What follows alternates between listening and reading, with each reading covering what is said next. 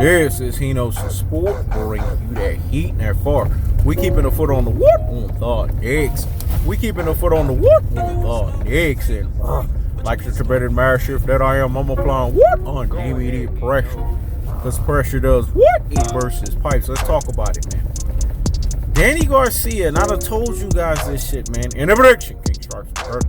In a prediction, King strikes first. Hino's Sport is a prediction king artist, and he's a prediction king fashion.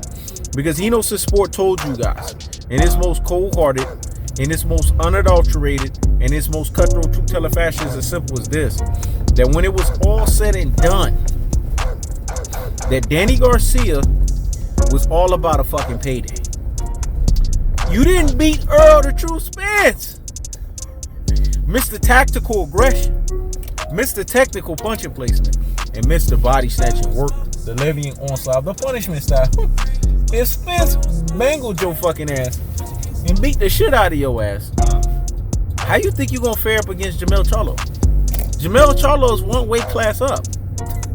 It's a things that make you say, It's a things that make you say, So what's not cold-hearted, what's not unadulterated, and what's not the cutthroat truth teller fashion that's associated with the fact that Danny Garcia has no fucking business being in the ring with Jermell Charlo?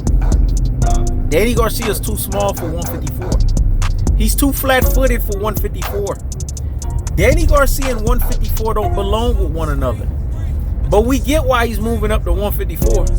Because he couldn't get the job fucking done at 147. Danny Garcia, if he's smart, and I know he's not going to do this, this is my recommendation for Danny Garcia. Your best career, your most thriving career in boxing was at 140. Well, do what you got to do. Get disciplined as fuck. Because you say you don't drink, right?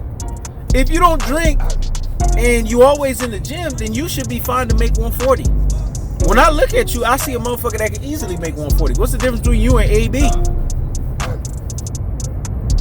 You should be able to make 140. Danny Garcia's career, boxing career, was defined as a 140 pounder. And you guys see there's a difference, there's a delineation, there's a distinction, there's a gulf between 140 and 147. The person who's going to make 140 stand out like nobody's business is Gervonta Tank Davis. The last person who did make it stand out like nobody's business was Floyd Money Mayweather. But Gervonta Tank Davis gonna make this shit stand out. Because these guys are special. Floyd obviously being, Pretty Boy Floyd and Money Mayweather, you know what I'm saying, and TBE. Gervonta Tank Davis being a Mighty Mouse iteration of Roy Jones Jr. athleticism meets Mike Tyson's power, sprinkled in with Floyd Mayweather's pool count and extraordinary ability. We know what we get in between these guys. But see, we have to ask ourselves these underlying questions. We have to ask ourselves these underlying truths. What is that? We have to sit here and say that Danny Garcia's best career was at 140. Not no damn 147, and damn sure not 154. Let me say it again, because what I said was so deep and profound. Let me let that marinate in the corpus callosum and in the cerebellum. So hear me, fucking well. Danny Garcia's best career was at 140. Damn sure not at 147. Errol the True Spence made sure that when he mangled your ass and ran your ass away from 147. Because we gotta call a spade here. Errol the True Spence ran this rabbit ass motherfucker out of 147. And extra not at 154. Jermell Charlo and Errol the True Spence spar each other. It's iron sharpening iron. You calling out the guy that has almost all of the fucking belts? Are you fucking kidding me? You really want to die in the fucking ring, dog. You really want to get bust the fuck up in the ring. Jermell Charlo is a venomous viper in the boxing ring, man. They call Jermell Charlo a guy who strikes at a 99.9% accuracy rate in the boxing ring. This guy's on to undisputed, something we haven't seen since Winky Wright at his respective division. And you want to fight this motherfucker? This is clearly what we call clout chasing. And I got to give Danny Garcia credit, because Danny Garcia, if there's nothing else this motherfucker don't do well, which is what he did at 140, the motherfucker know how to promote himself. You got to give him credit, man.